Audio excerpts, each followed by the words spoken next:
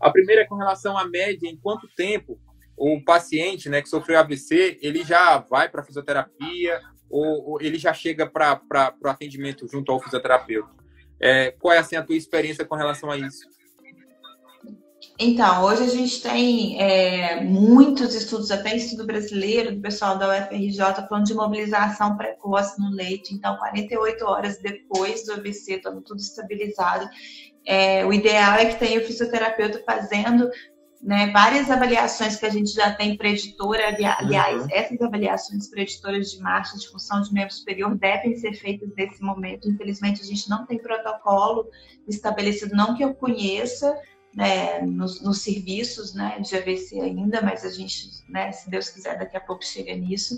Então, isso significa que 48 horas depois, claro que dependendo, depois do AVC, do evento, é claro que vai depender, né, por exemplo, o paciente está instável hemodinamicamente, está muito mal ainda, está lá com risco ali eminente da vida da morte, né? E aí, é claro que a gente não entra, mas 48 horas depois a gente já pode entrar para colocar esse paciente sentado, para fazer com aquela mobilização precoce no leito mesmo. E aí, a partir do momento que esse paciente já está liberado, já recebeu alta hospitalar, já foi para casa, chegou em casa, intervenção, físio, fono, médico, o que for necessário naquele momento, educador físico até. A gente queria muito combater o que a gente chama de mau uso aprendido, né? Principalmente nessa fase inicial, pós-AVC, nessa fase aguda, subaguda, né? Que a gente fala até aí os 6 meses, né? Então, esse mau uso aprendido gera um uso errado da musculatura, que às vezes o cérebro se confunde no entendimento disso, acaba não utilizando o lado mais acometido. Então, isso é um problema. E isso, se for orientado desde o início, acompanhado desde o início mesmo, a gente tem chances boas ali, né? Claro que vai depender de cada paciente, mas a gente tem, no geral, chances boas para recuperação, para melhor. Então, assim, logo inicial, a gente tem trabalho para fazer. Aí você vai falar assim, mesmo aquele paciente que está acamado, que não responde, que foi para casa com suporte, mesmo aquele paciente que está acamado, que não responde, porque a gente tem estimulações para fazer, a gente tem rotina para implementar, a gente tem planejamento para ser realizado. Então, a gente recebeu o alta do hospital, já procura o fisioterapeuta, porque ele tem muito a contribuir aí nesse processo todo, de forma diferente ao longo do trajeto aí da reabilitação, né? Perfeito. E você tocou num ponto de um tipo de paciente realmente bem peculiar, que são os acamados, né, que realmente a intervenção ela se torna ainda mais delicada, eu diria, né? Eu acredito que não só para o fisioterapeuta, mas, por exemplo, eu já trabalhei com um paciente acamado, e a gente entende na prática que realmente se torna um pouco mais complexo. Mas na tua prática atual, quais seriam as tuas recomendações, principalmente não só para profissionais, mas para os próprios cuidadores familiares, de tratar, né, de intervir, vamos dizer assim, com pacientes acamados? Lembrando mais uma vez que cada caso é um caso, né?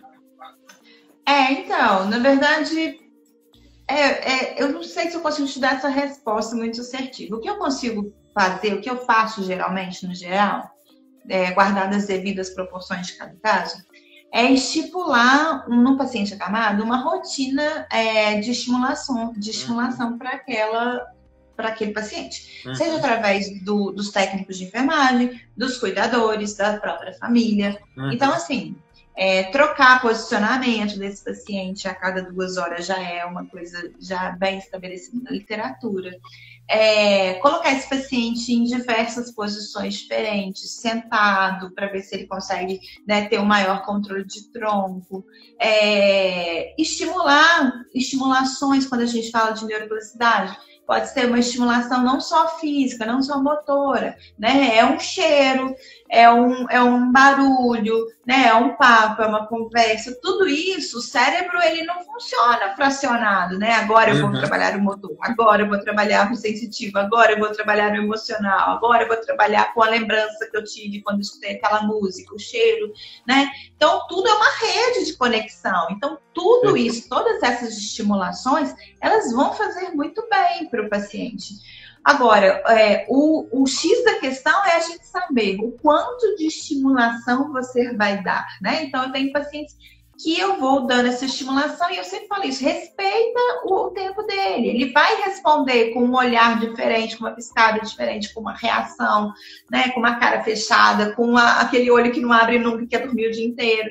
Então, assim, ele vai responder de alguma forma e a gente tem que ter sensibilidade para isso. Porque senão a gente também vai estar trazendo uma enxurrada de estimulação e de informação que, às vezes, naquele momento, é muita coisa para aquela pessoa. E ele acaba não respondendo. Entendeu? E ele acaba não respondendo. Então, a gente precisa, né, ter... Eu sempre falo isso, estimular é bastante importante. Mas a gente tem que também saber dar um passo para trás em alguns momentos, né? Porque ainda existe ali naquele momento, principalmente na fase inicial, e ainda existe aí o cérebro tentando, né, entrar no equilíbrio ali. Então, existe ali ainda fatores inflamatórios da lesão que estão ali a todo vapor ainda. A pessoa pode estar mais sonolenta, a pessoa pode estar muito cansada. Então, né, a gente tem que saber respeitar isso, né? Mas há muito o que fazer, sabe? Então, hoje em dia, a gente coloca, por exemplo, cicloergômetro com o paciente, aquelas bicicletinhas, né? Sim, com o paciente deitado para conseguir fazer ele ficar mais ativo. Isso. Senta ele, estimula, fala, conversa, traz estimulações diferentes, sensações diferentes. Então, isso é bastante importante. Essa semana eu tenho uma paciente que está nessa situação, tem 7 meses de AVC, e uma afasia global que dificulta ainda mais, não consegue se expressar com fala de forma alguma. Então, e essa semana a filha mandou uma imagem, um vídeo da cuidadora fazendo o que eu propus o planejamento e ela conseguindo mexer a perna direita que ela já não mexia, que ela não tinha mais movimento desde então. Então, assim, isso precisa ser feito, mas lembrando, primeiro, que não é do dia para a noite. Segundo, não é igual com todo mundo, porque cada um tem a sua particularidade, e por isso precisa de frequência, precisa ser feito sempre para poder dar esse estímulo realmente surtir algum efeito ali em termos motores, em termos de resposta, né? Às vezes é na hora, dependendo do paciente.